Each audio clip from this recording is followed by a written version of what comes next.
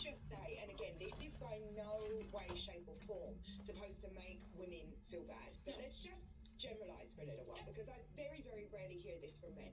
I'm bad at math, so somebody else deals with the finances. I, could never wrap my head around numbers well, so I don't know the answer to that question. You do not have a choice, right? Like, tell me if I'm wrong. You don't have to know your numbers. And it's also, money is not about numbers, really, right? It's about your emotions. It's about managing your emotions. And so many women, that is the number one thing I hear. Oh, I'm not good with math, so I'm not good with money, I'm not good with numbers. I'm sorry, too bad. Like, I'm really, you have to understand what's going on. And this is where I can help. This is where there's so many people out there.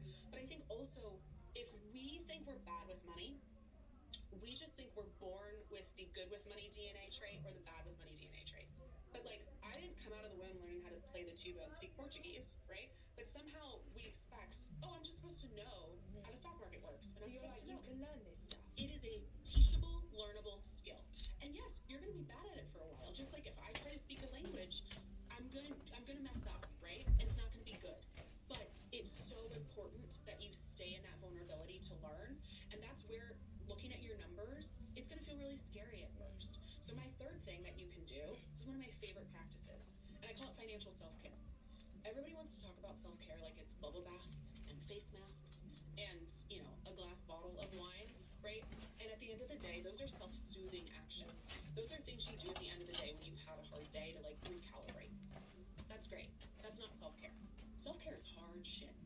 Self-care is going to therapy and eating a salad when you don't want to eat a goddamn salad, and having a hard conversation with a friend and looking at your money. So what I built this practice for myself that I also teach, where you're going to sit down once a month. I love a Sunday, half hour, probably in the early days it might take you longer, an hour, but you're looking at your money. This is on your calendar. It's non-negotiable. Maybe it's something you look forward to. You get takeout from your favorite restaurant. You get to actually enjoy it. You can put a face mask on. Yes. Have your glass bottle of wine. Like, you can double up on this stuff. Absolutely. But like, it's going to feel uncomfortable at first, but this is how we look at our accounts. We look at where we spent our money. We don't do it without any shame. And that's the big piece, is I'm just like an anthropologist in my own life. But break this down for me. Like, what should people look for? Yep. I'm looking at my credit card statement. I'm looking at subscriptions I forgot to cancel. I'm looking at double charges, right? There's sometimes fraud on your account. But you're also looking for a purchase that you made. Last, what the hell was that? Like, I don't even remember 6-7 months. Fraud. Yeah. And they come up, well, you didn't say you wanted to cancel this one. What? Yeah, I'm sitting here with the email. You're educating yourself on spending patterns, right? You're literally looking at this and you're like, oh, look how I do this, like over and over again. And again, no shame. Some good decisions here. Right, no guilt. You're not going, oh, I'm a piece of shit or I can't do this. It's just like, it's recognizing. It's information. Okay. And then beyond that, what we don't talk about enough for women, we talk about a lot of like the spending, right? That's, everybody wants to talk about how much women spend money. I want to talk about how do you earn more money as a woman. Like, how do you earn more money? How do you make money work as hard as you do? So that's where I'm talking about making sure you are in the right savings accounts, making sure that you are not just putting your money in a checking account, but it's in what's called a high yield savings account, which is just like an everyday savings account, except it's going to earn you more in interest. This is where your like more short-term goals should be. So an emergency fund, I want to buy a house in 2 years. That's where that money should be hanging out. But beyond that, we have to be investing as women, because the vast majority of women statistically are either waiting to invest compared to men or not investing at all because we believe it's too risky. Yeah. We believe that investing in the stock market is no different than going to Vegas or betting on horses. 100%. And this is where these emotions come into play again, right? Because and also the narratives we've been told. Of course. And a lot of this is just stuff that exists in the culture. It's not even about your own money relationship. It's what you hear and what you're told every day. The Start With Yourself tour kicks off on April 15th in New York City. Tickets are on sale now at emmagreed.com. This episode is sponsored by Macy's. Macy's fashion experts are spotlighting classical coastal as one of the defining directions for spring. And once you start noticing it, you'll see it everywhere. Clean stripes, lightweight fabrics, subtle nautical details, pieces that feel relaxed but still structured. What makes this trend compelling is how wearable it actually is. Linen and breathable textures that move easily after months of heavier layers. Crisp lines that feel polished without feeling rigid. woven elements and bold metal accents that add dimension without overpowering a look. And the key to incorporating something like this isn't to overhaul your closet, it's to introduce one or two elements that shift your overall energy. Maybe it's a lighter fabric, maybe it's a striped piece layered into your rotation, maybe it's adding texture where you'd normally keep things minimal. At Macy's, classical coastal isn't framed as vacation dressing, it's about bringing that ease into everyday life. Pieces that feel thoughtful, modern, and transitional as we move into a new season. Find the standout pieces that capture this season's classic coastal direction at Macy's.com or in store. If you're building a business, you know sales requires structure. Without the right systems in place, opportunities slip through simply because there isn't a clear process. That's where today's sponsor Pipedrive comes in, a simple sales CRM tool for small and medium businesses. Pipedrive brings your entire sales processes in one dashboard, giving you a crystal clear, complete view of the sales processes and customer information, so you stay in control and close more deals even faster. Everything centers around a visual sales pipeline where you can see every deal, what stage it's in, and what needs to happen next. No ambiguity, no chasing information. Since everything lives in one platform, it's easier to align your team, track sales tasks, and keep momentum consistent. It's powerful enough to scale as your business grows, but simple enough that your team can use a it roller? effectively Yeah, from day you ain't even one. got the roller. Switch to a Because these CRM layers up built here to be by in here. salespeople We for just really want the salespeople and volume join and the the over shape. 100,000 So companies pretty. using I love Pipedrive. that.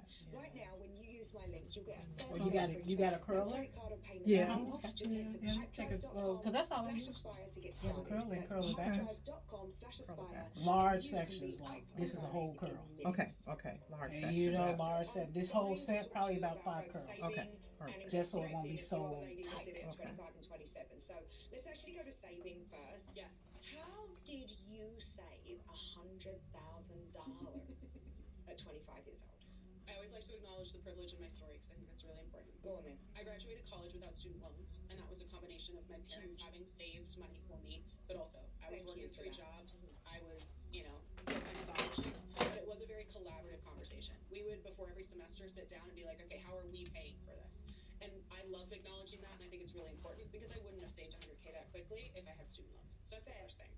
Second thing I did is automate my savings. If you take one thing away from this interview, dear listener, it is automate your savings. I think we think that we get a gold star if we make this as hard as it has to be. Automate your savings. It's the easiest thing you can do. And when you say automate your savings, you're It's like, just like a have bill. standing order, direct debit. I don't even know what you call it in America. Where you're like, have a payment that comes out of your wage Come out of before. your checking account, Right, so goes I to need your to call savings my account. Maybe dad. that's every time you Oh, get for paid. sure. Maybe that's once a month. And For you can sure. start, Yeah. if you don't have a lot of money, $20 a month. For sure. Okay? And you're like, that's I'll not put a a lot, bump so again. like, why would I do anything at all? Pretty. No. Yeah, I really like One, it. it's happening It without can you be having to real. think It about really it. is And beautiful. 2, Real. you are building the Are we muscle good of with the- saving. Because Yes. you can save Yeah. $20. Yeah, that's you can save really that's nice. fire. 2,000, 40,000. That's fire. It's the same habit. So you're building that good habit. Hold your head Automate your over so I can savings. make sure we The over second here thing I did was good. I diversified my income. So I had my 9-to-5 job that I was saving a portion of, but I was also growing her first 100K on the side. Right. And for a couple years, So that was your didn't side make any hustle? money. That was my side hustle, Okay. absolutely. And I had every intention of taking that full time. But when it started making decent money, cool, I got $400 a month. That doesn't sound like $400 a month.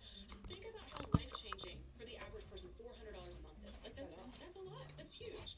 I was also investing, right? You mentioned I started investing at 22. Who taught you how to invest dad. at 22? My dad. Love And that's that the dad other of yours. privilege of the financial education. Yes. And that's why I do.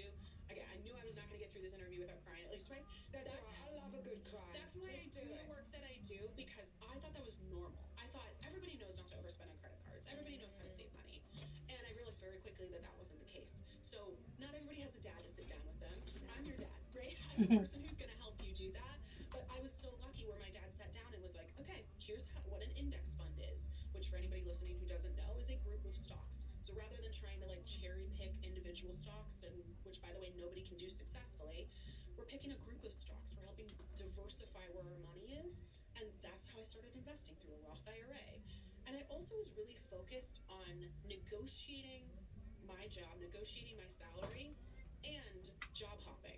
Now, it's a little different now because the job market is different. But 2016, when I was graduating college, like it was very imperative that you did not stay in a job too long. And I think this is still good advice. If you don't feel compensated fairly, You gotta move. you have one of two decisions really. You are asking for a raise, and if you don't get it, you are then saying, what do I need to do in the next 6 months to get to where I want to be? And as you're doing that, you are looking for another position. I did not stay in a role longer than like 2.5 years. Wow. And you have the most leverage when you first start a job. And so the moment I was like, I think my income's pretty capped, I was on to the next thing. That's so interesting. I mean, these are really, really good hacks. So, do you think it's massively different now? If you think about between those 10 years, between 2016 and 2026, for somebody sitting here now, how much are you insisting that people are, I'm not saying like just moving around, but really pushing their own financial agenda forward? Like, how much should we be in conversation with our employers to say, I need to earn more money? And then once you get that little bump in your money, how are you treating that? It's a great question. It is different. Like, it's hard to believe how much has changed in 10 years. Like, everything's more expensive, absolutely. I think the principles are correct. And also, my 100K journey is going to be different than anybody else's, right? But at the same time, I think the way women view money has changed since the pandemic.